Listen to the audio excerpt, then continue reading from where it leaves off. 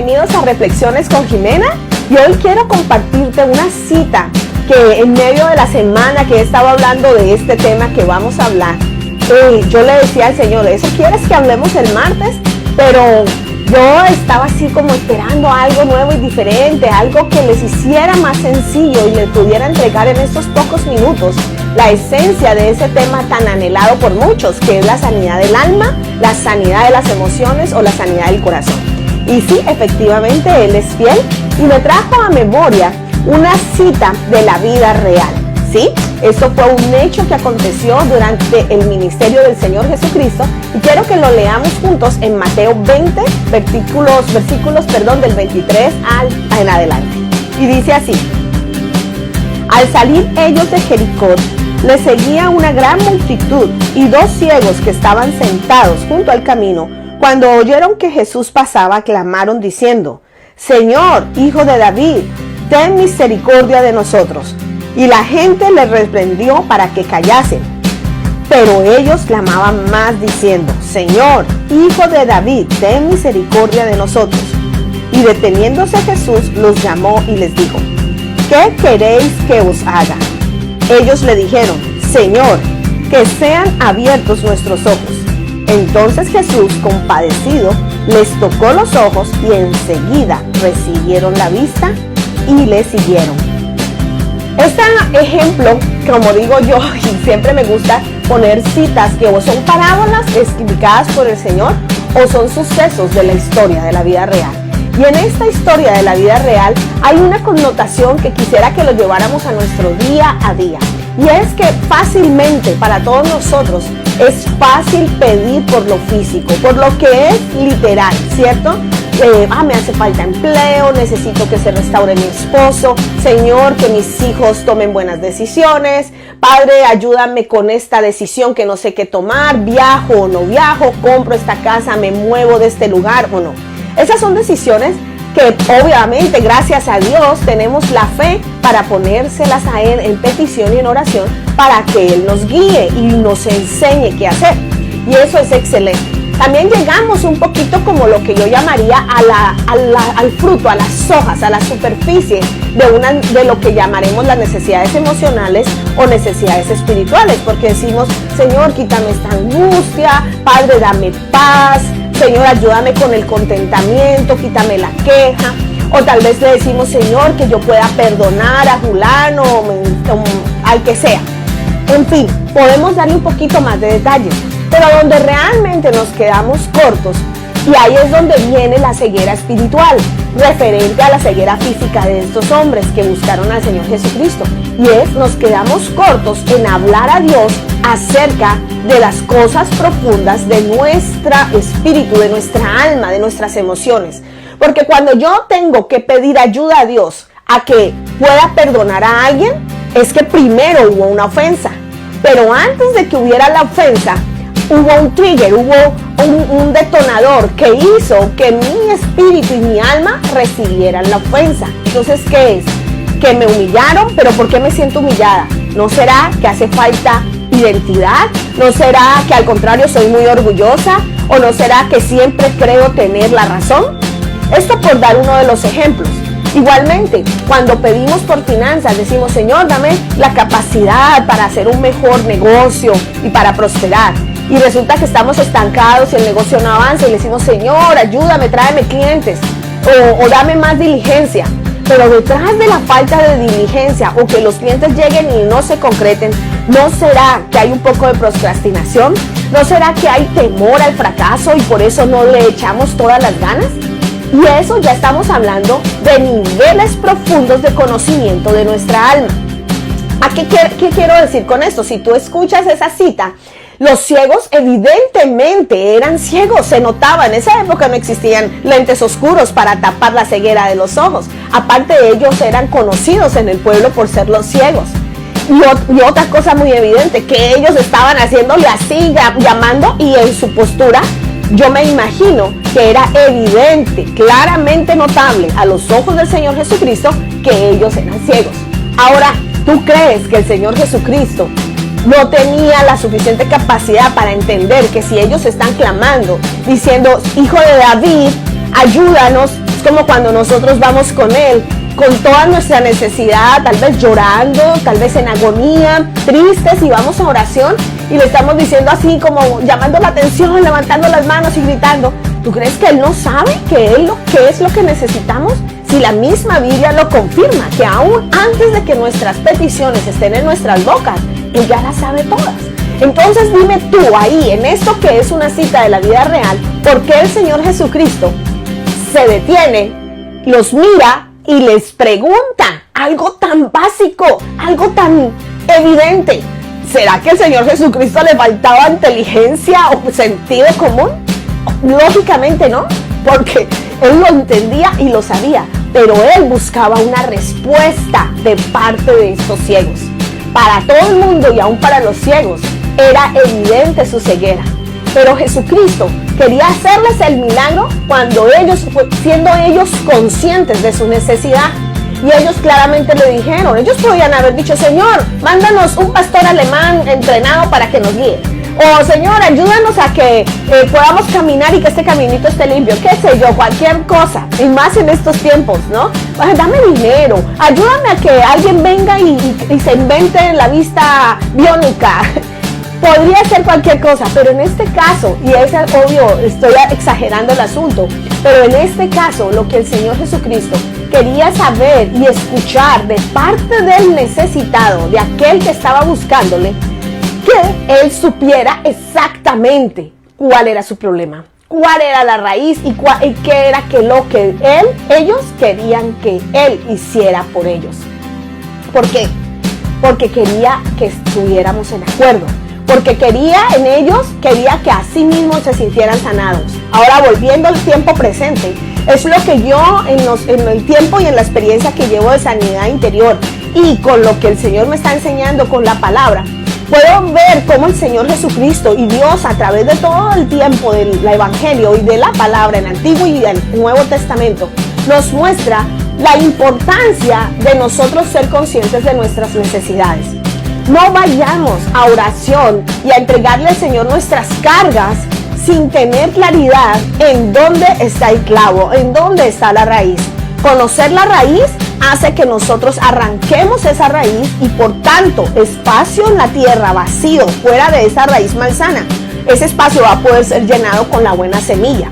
Pero si nosotros seguimos pidiendo a Dios, ayúdame a perdonar, ayúdame a no tener pereza, o Señor, quita esta depresión, pero no profundizamos y no vamos hacia las causas verdaderas de esas circunstancias superficiales, vamos a mantenernos en el mismo sitio. Por eso tristemente podemos ver creyentes que sufren ciclos, que son repetitivos en la misma situación periódicamente. Tenía a alguien conocido que cada noviembre era el mismo ciclo, un año a la vez, cada noviembre el mismo ciclo. Puedo decirte de muchos más ejemplos. Aún nosotros mismos, yo misma me he podido autoevaluar. Y esta es la palabra que quiero traerte. Esa autoevaluación. Y es cuando me pongo a observar, cuando me detengo y me hago un chequeo emocional. Cuando yo puedo mirar mis reacciones desde afuera. ¿Por qué estoy sintiéndome así? ¿Esto me hizo daño? ¿Por qué? ¿Por qué me estoy sintiendo mal por lo que esta persona o este suceso está pasando? ¿Por qué esta reacción mía se está poniendo cada vez más caliente y caliente que ya quiero reventar? ¿Qué está pasando dentro de mí? ¿Qué pensamientos hay en mí cuando pasa esta u otra situación? Cuando yo me he hecho esas autoevaluaciones, deteniéndome un poco, he podido llegar a la raíz, he podido mirar mis necesidades verdaderas emocionales, dejando a un lado lo superficial, que vaya, en este momento lo voy a decir, lo superficial es cómo nos sentimos respecto a circunstancias o a eventos con otras personas.